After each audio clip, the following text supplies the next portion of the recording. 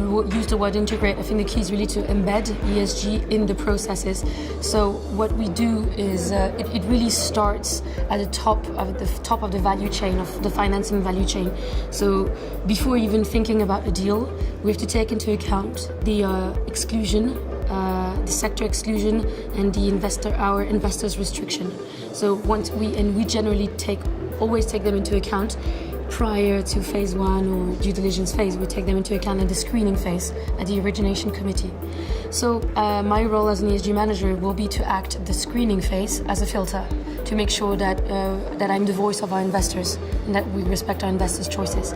Then when we move into the due diligence phase, we tend to divide it in two phases. The first one before a firm offer, and the second one where we will look at the data room, we will have access to management, we will bring some external advice.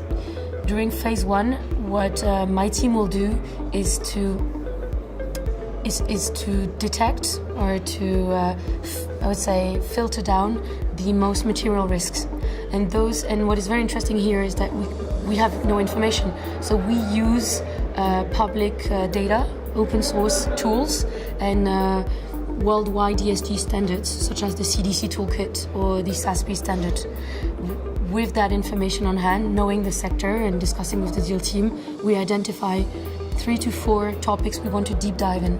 When the second phase starts, there is based on many variables. So just to name some of them, for example, the deal size, the level of access to the management, whether it's a B2B or a B2C deal, the perception of the deal team, because the deal team often knows the sector much better than us, obviously, but they even detect risks that we don't detect because they know the company really well. Based on all those variables, we run all those variables through a model, and we decide what is the level of risk and what is the amount of screening and work we want to do on this. And basically the output to the investment committee will be either a memo on basic risks, red flags, comfort factors, potential threats that we would want to investigate further on, or it would be a very broad ESG due diligence done internally by my team based on internal tools, e-reputation tools, etc. Or if we feel that the level of risk is really high, we will bring in some external expertise and we'll do an external due diligence with a third party. And I think I'm pretty confident that with this system, obviously, you never hash out any risk. It's never black and white, and you cannot be 100% confident you've looked at everything. But at least we have the proper checks and balances on the deal. And then this is when I talked about embed earlier, because we give the information to the deal team, and the deal team is responsible for sponsoring and presenting this information to the investment committee, which is very important because in the end the deal team is the owner of the deal, not the ESG team. I think this is the $3 billion question. I think many, from personal experience I'd say, but also from the many studies that are being done out there, I'm 100% confident to say that if you have the right governance, if you have a sound governance, if you are responsible on an investment and on a social base, you avoid risks. And avoiding risks, for example, potential e-reputation risks, loss of brand damage, loss of sales from consumer, potential boycott risks. Avoiding those risks is already has value in itself because you're actually protecting your P&L, you're protecting yourself from damages. It's like an insurance. So an insurance always costs a lot of money before the accident, but once you have the accident, you're very, very happy you took the insurance. So that's a first aspect of the value that ESG adds.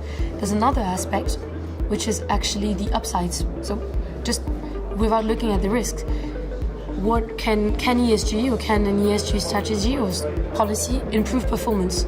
And I'm absolutely confident on this, especially for the S, because if you think about it on a very pragmatic basis, if you arrive in a company and find out that you have a very strong turnover, Generally, it can be due to it's multifactorial. It can be due to the location of the company, to the difficulty of the work, to the lack of retention of talents, etc.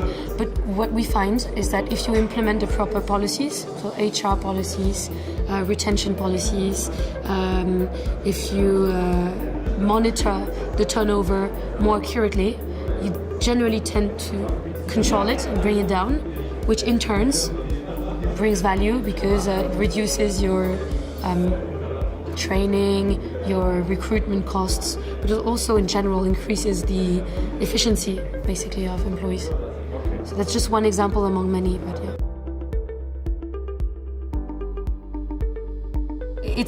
We're talking about ESG today because this is obviously a very finance VC, private equity focused conference.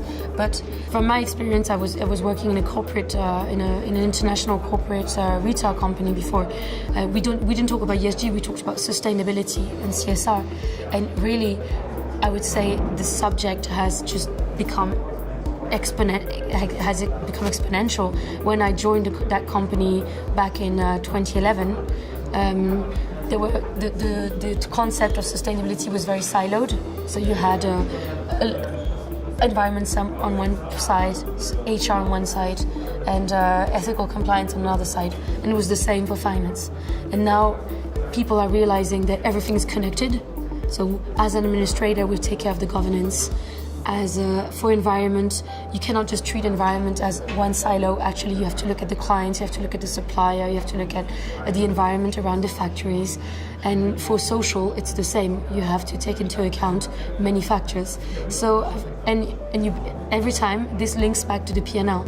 So I think the way the market is responding right now is realizing that, there are regulations that we need to comply to. There are standards. Our investors don't want to put money in private equity firms that don't have ESG governance, dedicated team, processes, and monitoring. So I think there's kind of convergence of expectations, and because the expectations are starting to converge and there's more regulation, I would say this topic is becoming just as material as digital transformation. You wouldn't want to ignore digital transformation, and I think the same. Likewise, you don't want to ignore ESG now anymore.